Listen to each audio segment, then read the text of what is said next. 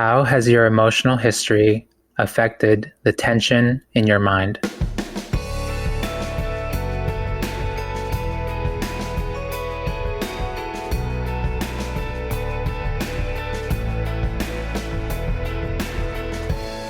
Hey listeners, welcome to In the Arena. I'm Jackie Goldberg. And I'm Leah Smart. And today we are with Diego Perez, also known as Young Pueblo.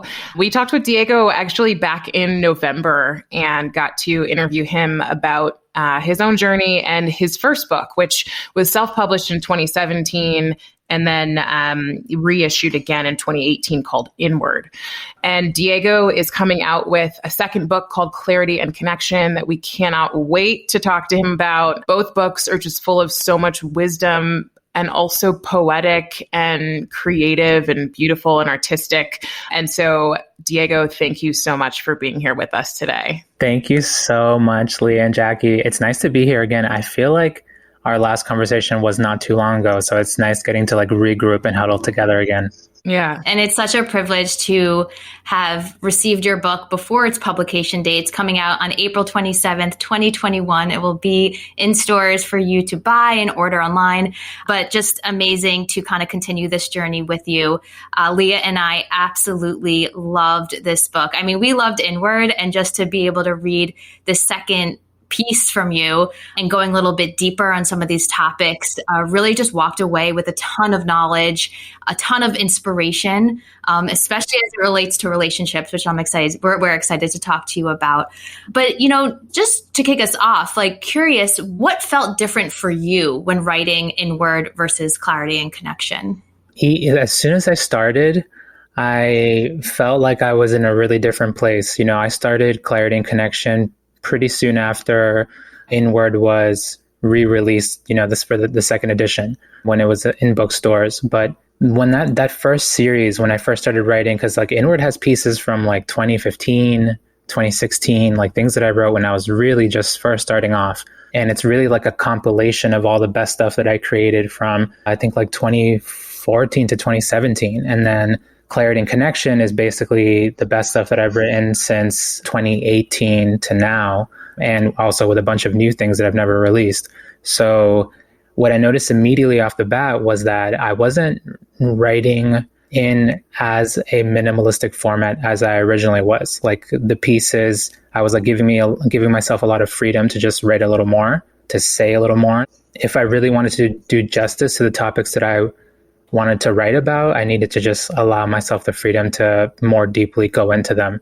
And it came out, when the book was done, I was like, okay, this book is almost twice the size of Inward in terms of word count. So I was like, well, I hope, the readers are ready for something that's a little different, because this book isn't quite as lean as Inward. Well, it's interesting because if you haven't read Inward or seen it, it's already a very thin book, by the way. So we're not talking about huge books, but it's incredibly poetic. And the way it's structured is, short spurts of really meaningful, powerful words. And then in this one, followed by some deep stuff. So I kind of equated Inward to, it felt like just a breeze through the book. And this one felt like I was diving into the ocean. Every time I was going in, I was like, I got to dive in. I'm going to come up for air, dive in, come up for air in all the right ways. But yeah, it definitely felt different, Diego. And it's kind of cool to be able to see your journey, the progression of your journey. And some of the topics you focused on in this one were not as present, if at all present, in Inward in the same way. Yeah, it felt like a really big shift, because Inward was just focused on the individual, just your personal transformation. And I was trying to just help people develop a new kind of framework to see themselves inside of as they were going through their personal transformation journey with Inward. But then Clarity and Connection was what happens after you go inward? When you literally go in, you spend time being introspective, you start changing pretty radically. So for a lot of us, including myself and just, people around me that have gone through their own journeys, you come out with a lot more clarity, and then automatically, very naturally, your connections get deeper with your friends, with your family members, with, in intimate relationships. So I wanted to just talk about what happens after. Mm-hmm. And even the hardships that come with growing, right? How you Oh, yeah. continue, how transformation doesn't end. You continue to face this tension within yourself. And how do you then face off to that once you've taken these leaps and bounds, right? And you talk about the home. It's so great. Can you maybe take us through a little bit about the arc of the book? Because you have 5 chapters titled, different things. Would love to kind of hear what was your thought process around that narrative and taking us from self-awareness to a new life? Yeah, I really wanted to once again start with like the reality of life, which is like just honoring the fact that you're building self-awareness, but at the same time, like tons of tough things are happening. If you're trying to find like a good partner or a good friend, sometimes it doesn't work out and you end up with heartbreak, and also realizing that you can build self-awareness, but then have those moments of difficulty where you're aware of your new patterns, but you're still in the midst of transforming that pattern. And so kind of getting caught up in that cycle. So self-awareness was just like, I wanted to make it that like humble grounding where it's like, okay, like we're here, we're trying to do the work and it is hard. And what happens next, right? Yeah, and having conversations about like self-awareness, self-discovery, and all these things, it really is simple but not easy. And that's kind of the reason so many people opt out of a journey of self-discovery and development is it's not easy. And sometimes you take 10 steps forward and like 30 steps back. And that was part of your first section that we really wanted to talk about is around what you call self-awareness and then unbinding. And you focus a lot on the subconscious mind, which is super interesting. And maybe just for people who aren't as familiar with that, can you share a little bit about what the subconscious mind is and why it's so important for us in our own journeys? Yeah, so the framework that I'm really kind of building off of and that that's helped me understand the subconscious mind is really through meditation. It becomes really clear that every time you react, you're basically creating an imprint on your mind. And that imprint is then predisposing you to feeling the same things again, having the same behaviors, going through the same emotions, getting caught up in similar cycles. So if you were reacting in a particular way in the past, you're basically much more likely to not only see the present through the lens of the past, but act in a way where you're constantly repeating the past over and over again. And you do this very unconsciously. So a lot of the healing, like I try to point to the fact that like healing happens through your ability to feel, and it also happens through your ability to just understand and like find some sort of technique that can help unpack and release all that density that's in the subconscious, because we don't quite realize that the conscious part of the mind is very thin. It's like a very thin layer, and the subconscious is just massive. That's where everything is accumulated. So the same way that we can accumulate things, we can also let them go. And one thing that I try to make really clear as soon as the book starts, there are a lot of different ways to let go. So it's just really important for people to find a method or a practice, something that is going to help them take the steps forward that they need to live a better life, whether that's through one-on-one therapy, through a very light form of meditation, a more serious form of meditation, or through whatever type of healing technique that actually brings them real results. Because I don't want to be like, oh, this is how you let go, because it's actually a very personal, individualized, case-by-case type of situation, because your emotional history is very different from my emotional history. So the way that I'm going to navigate my internal atmosphere is going to be different from the way that you do it. But what's really special about the world that we live in today is that there are just so many different ways to go inward depending on how deep you want to go. So, yeah.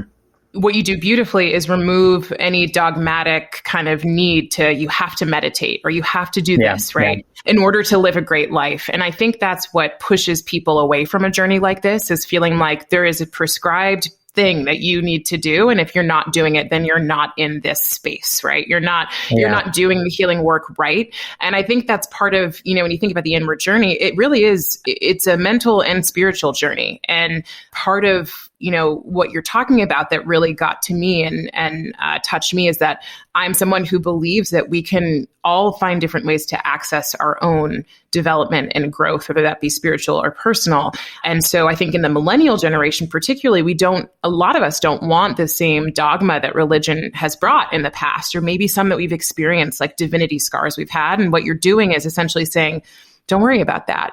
Pick what works for you and create your own recipe of what works, because who really cares which thing you're following and what you're doing? If it's working, it's great. Exactly. At the end of the day, I think what matters to me is that you're ultimately happier and freer, and that you're causing yourself less harm and thus causing, harm to other people. So if you can increase your self-love and you can increase your self-awareness, then that's going to seriously decrease your likelihood of causing other people intentional or unintentional forms of harm. And then that's what matters. What you want to believe, have fun, like enjoy. There's tons of things that you can believe in, but we're talking about real life things like, how's your anxiety? How's your sadness? How's your happiness? How's your awareness? What's your reaction level? Are you able to, make these slight improvements? And I wanted to really avoid any type of like guide format, because there's so many guides out there, and, trust me, a bunch of them are really helpful. But what I wanted to do was just reflect on what it is to be human, what it is to be a human being moving through a transformational process.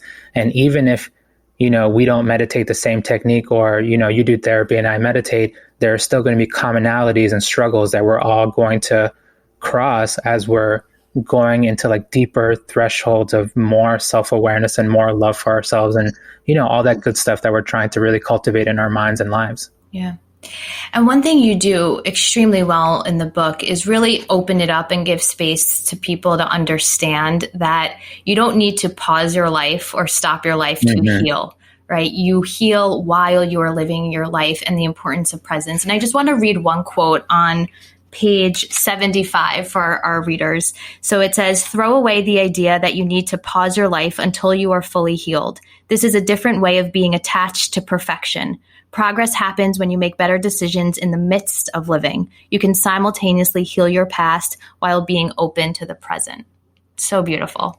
Yeah, I think I'm just learning that from personal experience. Like, I remember back in, I think like 2017, there were a lot of kind of memes and ideas about like going deep into solitude and not engaging in any real deep like relationships, because I need to heal myself and I need to do X, Y, and Z, which is all well and good. Like, don't get me wrong. It's valuable to take time for yourself. But at the same time, like, for some people, especially if they've experienced very serious trauma, like healing could be a lifelong journey.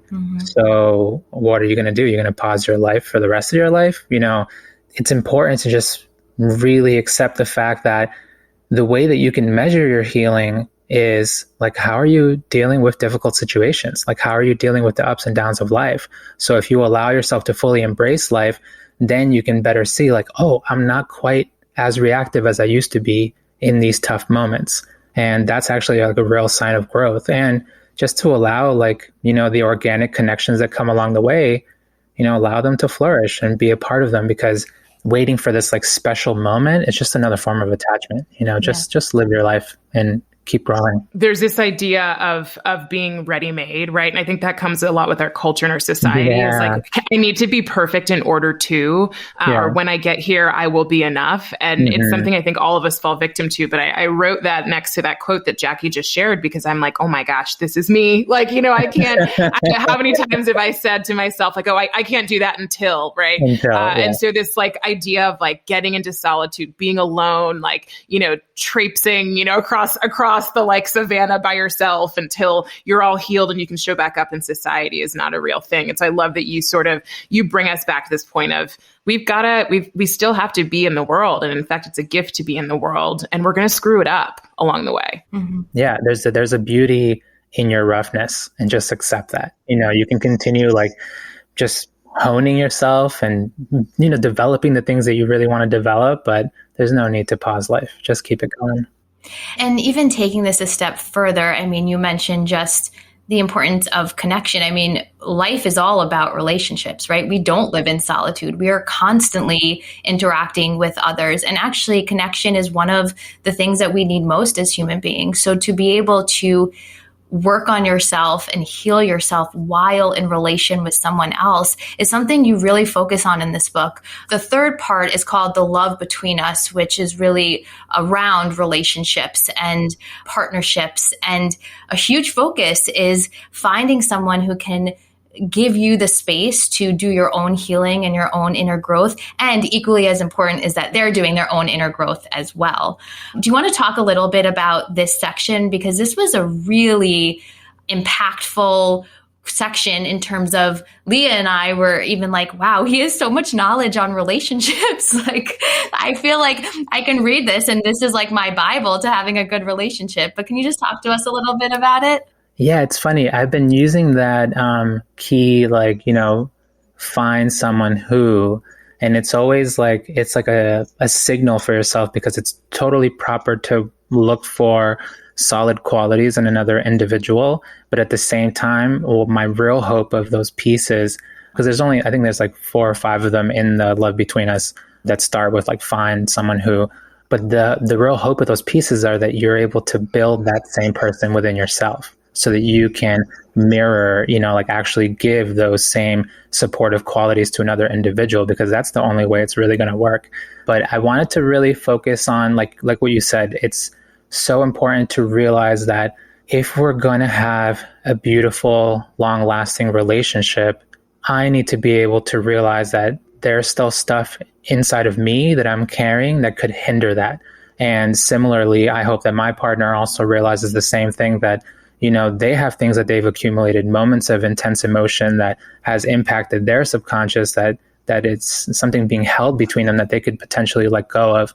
And when we both seek to build inner harmony, that inner harmony is going to radiate into our relationship, and it's going to be able to just feed the both of us. And we're going to be much more capable of finding some sort of middle ground. That's why self-awareness was such a foundational chapter, because it's through your individual self-awarenesses that you're able to just stop a lot of the unnecessary arguments. Because sometimes, because we don't see ourselves, we then start pointing fingers and we're like, oh, it's you did this, without realizing that, like, oh, actually this anger or this tension or this agitation came from a previous moment earlier in my day, but now my mind is just trying to figure out, how can I make this your fault? And when you build self-awareness, you stop a lot of those, fake stories that just trying to run away with your mind. You made me think about, like, I recently moved, and as I was moving, I lost something. And I immediately, had been movers in my house, and I immediately went to blaming them. I'm like, one of them took it. It had to be them, right? It couldn't be me, right? It could never be me that did this. And then what do you know? I found it in a box that I had put kitchen stuff in and closed, and was going to go into storage. So I was laughing at myself and also going, okay, this is my moment of blame. But I want to go back, Diego, to becoming the kind of person you want to be with, whether that be friendship or, intimate relationships. One of the things I notice for myself is oftentimes in a friendship or in a romantic relationship, if there's something that I'm resisting, it's an area of myself that needs healing. So, for example, I have a really good friend who, when I first met her, she was super affectionate. She'd always like hug me or touch or whatever. And I didn't grow up with like that, that kind of experience. And it was something that I wanted to be, though. It was something I wanted to be able to embody, to like hug people and to, do these things, but I would resist it. And so when she first when we were first getting to know each other, and she would like touch me on the arm or whatever, I was like, what's going on here? It was almost like I jumped. And now that's so different, a few years later, but it was, without having self-awareness, I would have just thought, oh, I'm uncomfortable. The reality is this is something I want to embody that I don't have, and this person has it. So how do I step into the resistance with kind of an openness to what needs to be healed? Yeah, I mean, that's a great question. I think it's pretty case by case, but understanding that oftentimes those moments where we feel that tension, like this is a potential point of learning, and there's also a potential point of unbinding. But this is one of the reasons why I try to really hit at the fact that people grow at different paces. And that's something that we need to honor in our friendships and our relationships. A lot of times we automatically want the other person to be just like us. And this is such an unconscious, pretty consistent trait amongst human beings, where it's like, I like you because you're pretty, you may be different, but we still have similar views. And those views make the both of us comfortable. And then we can like move along and get along.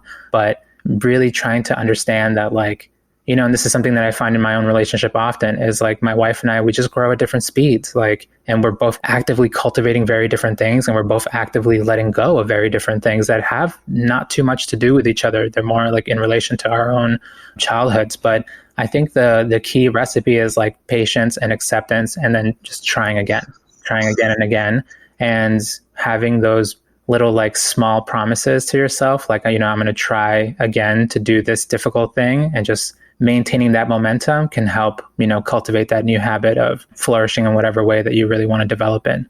But it takes time, and just move at your own pace is my key advice. Mm-hmm. I get this question a lot from my coaching clients who are working towards their own transformation and seeing progress and feeling like they're seeing results, and their self-awareness is building. And so when they're now interacting with people in their lives that maybe aren't doing inner growth or transformation at the pace, let's say, that they are, or maybe not at all, this is a question I get. How do I get other people to do the work, right? Like, how do I inspire or, show people? And I'm really curious what your thoughts are on that. I think in those moments, we need to cultivate humility. It's almost like a little tough to say, but this is a moment for compassion, because at the end of the day, the ego is very tricky. And because you struck on something that does make the ego lighter, then you're going to want to see that thing spread. And you don't want to catch yourself in a situation where you're still trying to control. You're still trying to control like the external situation around you, or how people are making their decisions, or what they're deciding to do. Because at the end of the day, it's, Lao Tzu said it best, like, what can I do? I can change myself, and then hopefully that may change the world. And I'm totally paraphrasing. But, he realized that all he can do is change himself. So what you can do is you can stick to your practice. You can stick to, continuing to develop those aspects of your life that can shine really brightly. And then you model that behavior, you model these ways of being. And then the people who are around you will hopefully be inspired to do something similar, or find their own way, their own method of introspection that will help them. But you can't force anyone to do anything. And oftentimes, if you like badger them about it, you're going to push them further away. Yeah. So I think modeling it is key. And then just having compassion. Like, there were moments in all of our lives before we became introspective where we were like very dense and full of ignorance, and, we were causing unintentional harm. So realizing that, people come to this type of work in their own way and at their own time. Yeah. The advice I give my clients when they ask this is modeling, to your point, like being a leader, right? Like, do it through your own practice, and rather than telling someone. But I really like your reference and piece around the control and recognizing where your ego is coming into play. So I'm going to take that as a takeaway. Thanks, Diego.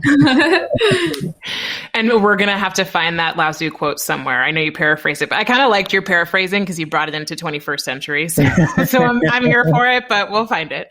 Diego, there's something interesting in bringing kind of you're talking about the subconscious in your book. You're talking about relationships. You do this amazing job of blending some of the psychological information that we understand with some of the wisdom that you have from experience. And one of the things you've said is about compassion, which was what, I was going to ask about, and how you turn that on. And Brene Brown, who, has researched so much about compassion, has said that the most compassionate people have boundaries. And so, as I'm thinking about relationships, and I was reading, a little bit of not finding in your book on 140, you say it's not about finding a partner who has flawless emotional maturity. It's about finding someone who can match your level of commitment, not just to the relationship, but commitment to heal themselves so they can love better or see more clearly and have more presence. And when I combine that with boundaries and think about my own journey, I personally have struggled with compassion for specific people in my life that I feel like are not doing the work. Mm-hmm. What's the equation that you found of boundaries, compassion, and bringing love for that perfect experience of showing up well for your partner or for friends in your life? This is a fantastic question that I've never gotten, but it's shining, I think, a lot of light on my own life, and just the way that I see, the people that I look up to who are really serious meditators. Like, it's true what Brene Brown said, like, they have incredible compassion, but their boundaries are on point. And I don't even think they think in terms of oh, I need to set these boundaries. They're just living it. And one thing that I see is for me personally, I try to the first thing that I do in the beginning of any year is I set my meditation schedule. These are the courses that I'm going to go away to. And this is how often I'm going to do, X number of courses during a year. And when I go away, I'm totally unplugged, totally disconnected from, the online and outside world. I don't have my phone for like 30 days or 10 days or however long the retreat is. But those moments, like I set some pretty hard boundaries that I'm not going to be doing any work during this time. I'm not even going to be communicating with my family, like no one.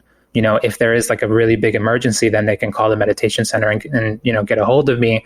But it'd have to be a pretty serious thing and it hasn't happened yet. I think because I've been able to set up those pretty serious boundaries that are totally protecting my practice, that helps me become a better human being, that helps me, just like take my evolution into my own hands and be able to develop my own self-love and love for other people.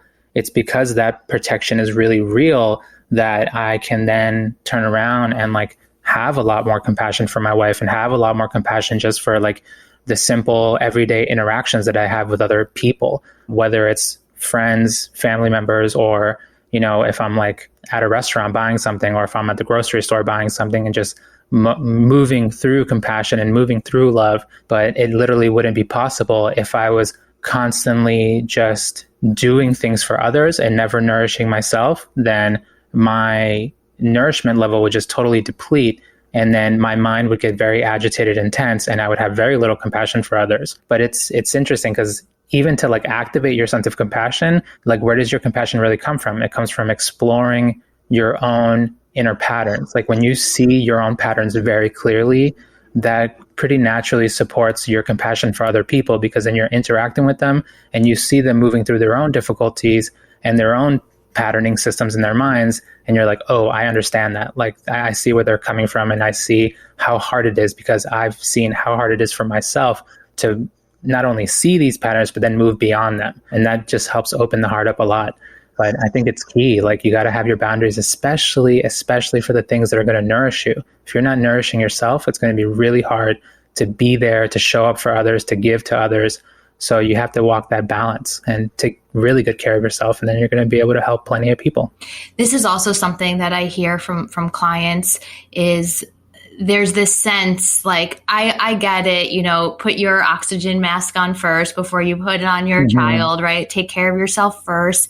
But then there's also this, balance of like, am I being selfish, right? Am I taking too much time for myself to do these things that are going to nourish me or fill me up, and finding the balance there. But it's also just the recognition that you need to do those in order to be there for others, right? And really, maybe it's just experiencing that, which is what will give you the aha of like, oh, I really need to do this. Yeah. And I think you can do your own time-based self-analysis. You can like take a look at your life now and try to get a sense of how much more compassionate you are. And then take a look at yourself before the healing. Like, how were you? When I take a look at myself before the healing, before I started meditating, my compassion was incredibly limited. It was at like a 2, like it's very, very low. And I had all the time in the world, and I wasn't taking any time to myself. And I was just out there, living life. But when I was able to set time aside for myself, that did help me very naturally and slowly build more compassion. I mean, I have a ways to go with compassion, but it's definitely, it's not as limited as it used to be. Mm-hmm. On 165, you share the essentials for growth, which we loved, which is proper rest, more learning, consistent honesty, building new habits, letting go of old stories, saying no to old patterns, believing that you can change, saying yes to supportive people, examining your emotional history, finding a practice to heal past pain, making time to build self-awareness. So we love this because it's a list. Who doesn't love a good list of things to make sure we get done? But I'm also in my mind going, if I read this and I'm not, yet into any of this, I might go, where am I supposed to find the time to do all of this? And it reminds me of, Jackie, when Jackie and I first started coaching, Jackie's program had a list of the way in which we should prioritize. And Jackie, I'm going to have to make you say it because I always forget. But it is that oxygen mask on first. So I want to tee it up, Jackie, with you just sharing the way that we could be or could most optimally be prioritizing, and then ask you, Diego, how do we make time for all this? Yeah. And Leah, what you just brought up is exactly where I was going without saying what it was. But it's basically these 5 things, right? And we say, well, how do you prioritize these in your life, right? And we call them like these healthy priorities, right? So the first one is self, and then the second is spouse, the third is work, the fourth is family, and the fifth is friends. And so I'll often have people write, okay, in your, top 1 to 5, how do you prioritize this? And a lot of people don't put self first, right? They put their spouse or their family or their work. And actually the order that I said the list in is what we would advise as, hey, this is a healthy priority list, because you have to take care of yourself in order to take care of your partner and others. You need to work just to sustain your family, right? To give them what they need. And then, the friends come after that, right? And so, it's just one opinion from a program that I did. However, I found it super helpful in explaining to others, why it's so helpful to understand where your priorities are so that you could be there for others. That's so valuable. I think you ultimately want to make a total lifestyle change, but that's not going to happen overnight. And what I see that's really been super valuable in my own life, and I think with a lot of other people as well, is that you want to take a look, like for the example, this list, right? If you take a look at the list and you try to pinpoint like which one are you really struggling with, which one of these areas is like not your strong suit, then give that specific point your time, like make that your focus, like, literally give it months to be like, okay, if I'm really bad at getting rest and I work way too hard, like let me practice rest. Let me do this over and over again so that, and I'm not saying like, stop your job. I'm just saying like you're very intentional about like taking the time that you need to rest, like within a day, within a weekend, or just setting yourself up in a new way and then allowing yourself to have these small victories so that you're not taking on too much at once. And that's why I find it valuable to like, have almost like year-long projects. Like I remember when I decided I'm going to meditate every day, like that was a habit that needed so much of my attention for the first year of doing it. And then after doing it for the first year, it became second nature. Like, I didn't really have to think about it too much. Like I knew I'm going to wake up and I'm going to meditate. And then before I go to sleep, I'm going to meditate.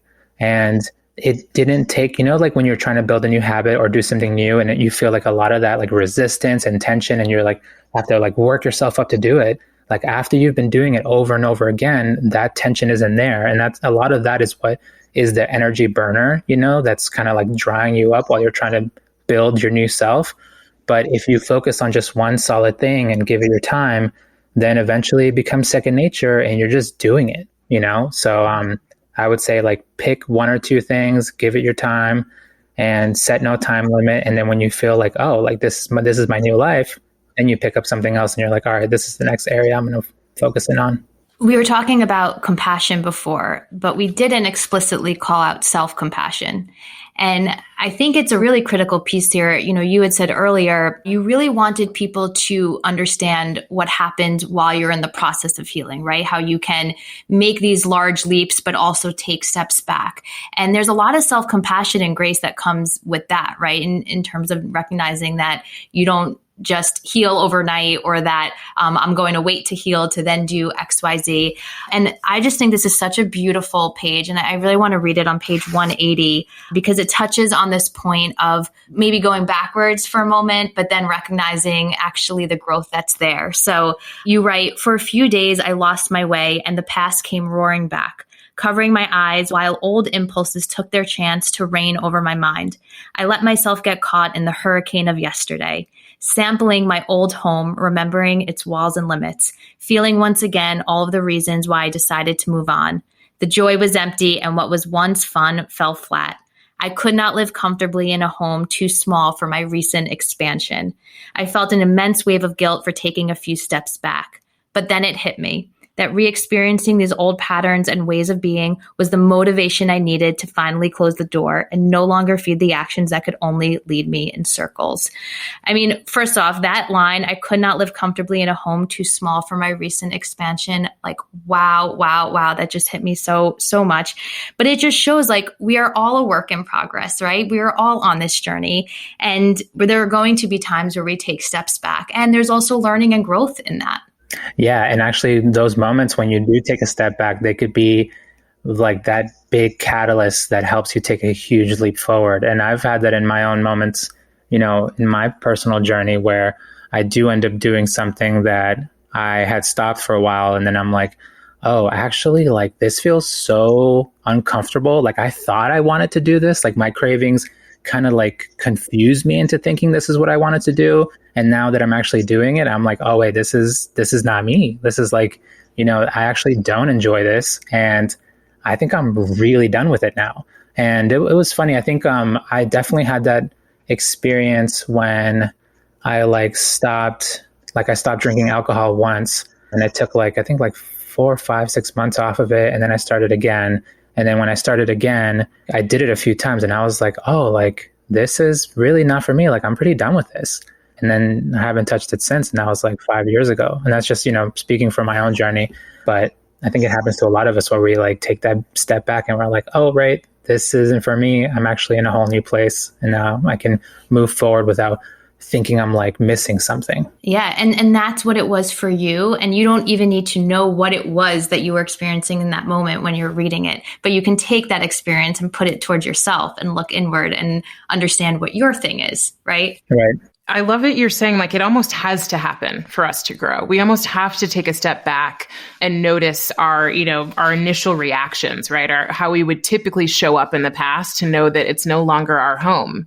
There's a beauty in that of saying, oh, I don't even really want to be here anymore versus I'm missing out on things that I thought made me happy, right? It's like, oh, this no longer gives me what I thought I needed.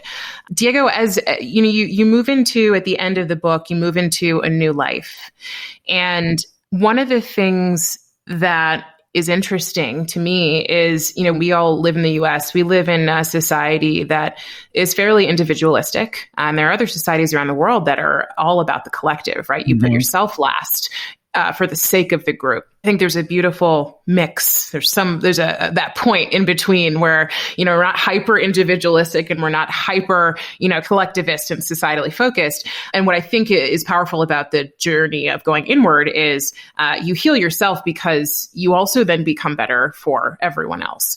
And so you say on page 241, you wrote this piece that I thought was really powerful, and also would love to hear, your thoughts on how we change as we grow. You said, imagine a world where love guides society. People would not be hungry or in danger. Bodies would feel safe and minds fully nourished. Voices would be heard and differences respected.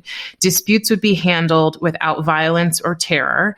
Everyone would have access to the things they need to flourish. Sharing, listening, telling the truth, not harming each other, being kind to one another, cleaning up after ourselves. Essential lessons we were taught as small children would be taken to heart by adults and woven into a new global culture. I thought this was beautiful. It's so idealistic and I love it, right? Because shouldn't we all be striving for this North Star? But can you talk about the healing journey as it shows up from the individual to the collective? Yeah, definitely. Thank you for highlighting that piece. I feel like the task that I give myself in my writing is to just really try to connect that individual personal growth, that individual flourishing, to hopefully supporting a future global peace. And I wanted to challenge myself to just live my values and live my ideals and do that kind of imagining work that I feel like gives a lot of people inspiration. But ultimately, from the individual to the collective, it's pretty simple. So when you start healing your own patterns and you start getting to know yourself, then you're actually going to start unbinding and undoing a lot of the human habit that was controlling your actions. So human habit being what we formerly used to think of as human nature in the Western world, where we thought of human nature as being greedy, as being fearful, as being hateful. But in reality, what I want to position is, and this is going to be, and I'm working on a third book, and it's going to be a lot of this transition from human habit to human nature. We can't wait. But when you start dealing with that human habit, basically all these survivalist tendencies that we've developed evolutionarily and from our own, survival of being children to being teenagers to being adults, fear and greed, they do have these protective qualities. But if you want to thrive, then you actually need to figure out how to live from a place of love. And when you deal with these patterns and start letting them go and start unbinding them, start releasing all these, this heavy energy that you've been carrying from the past into the present, your natural human nature just starts bubbling up to the surface, just starts flowing pretty brightly. And I think a lot of people experience this And you see this pretty commonly throughout a lot of different introspective traditions, that when you go inward, people come out so much more loving, so much more compassionate, so much more kind. And they also come out with this really incredible creativity. And I think it's that sort of creativity that we can use and this new energy to look at life boldly and bravely and objectively and look at old problems with new solutions. Like that type of power that will be activated through our healing is going to help us build a real structural compassion, because we have a lot of systems of harm, systems that just cause intentional and unintentional harm. But I think we can replace those systems with compassionate systems that are trying to support people's flourishing. And that's one of the, things I wanted to do with that piece was just like, imagine if the world was literally led by love. And there's nothing wrong with that. You should be, allow yourself to be idealistic, because that's what people do all the time. Like, that's why the world of 2021 is not the world of 1850. That's why the world has changed. So I hope the world is radically different in a very positive way when, hopefully we talk again in 2075 or 2065 and we're, all old together and stuff. But we're like, yeah, I'm glad that we spoke up and that we said we can build a better world. And you know what? We should lift up and expand our idea of human rights so that we can support people and people aren't suffering as much. If we can decrease human suffering, we will increase global happiness. So let's just do it. Diego, we're taking that as an open invitation to talk to you until we're old. So I was going to say, I don't think there's anything else that we can say to top that off. And I hope in 2065, you are on at least your 25th book, and we have interviewed you on all of them. So that's a request to the universe from me and Leah. That would be so fun. I would love that. Awesome. Well, Diego, this was, as always, fantastic. So many takeaways. We highly encourage, if you're listening and you're curious, grab the book and just open it. What we love about this book, and what we loved about Inward, I will say too, is there isn't always an ask that you go from beginning to end. So if you're curious about the book, you can buy it and open it up and not feel like you have to, read it from start to finish to get something from it. So Diego, I think you've done that beautifully. It does feel like the Bible, like Jackie said. So thank you, Diego, for being here, for, talking with us and sharing your wisdom. We can't wait to see what you continue to do in the world and to be there with you. Thank you so much. It's honestly such a joy to hang out, the three of us, and I hope Clarity and Connection serves you well. It's a no pressure book, so if you want to read a few pages a day, go for it. It's really just meant to be a companion, for your journey, whichever direction that you're going in, whatever it is that you need to heal, hopefully it helps you build a little bit of self-awareness. Thank you so much, Diego. This was great. Thank you too. All right, listeners, thanks for joining us. You can find more of In the Arena on iTunes, Apple Podcasts, Spotify, or Audible. And we will see you all next time. Thanks for joining us on the journey. Have a great day, everyone.